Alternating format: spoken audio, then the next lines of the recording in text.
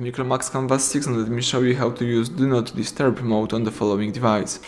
So at the very beginning, let's start by activate the Do Not Disturb very quickly. You can get access to Do Not Disturb by using one of your volume keys. The following mode pops up, and here you can use total silence, so you can switch on the total silence mode, or you can choose priority, so you won't be disturbed by sound except from your priority, and you can switch on and off this mode for an hour or for another period of time if you would like to.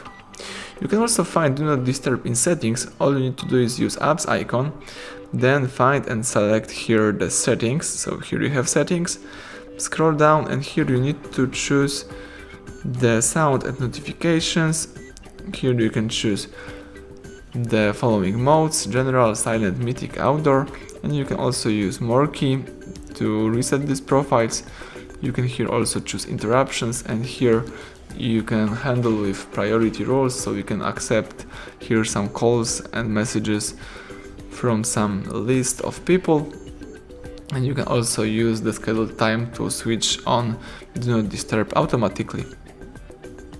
So that's it, everything went well, thank you for watching, please subscribe our channel, leave thumbs up under the video.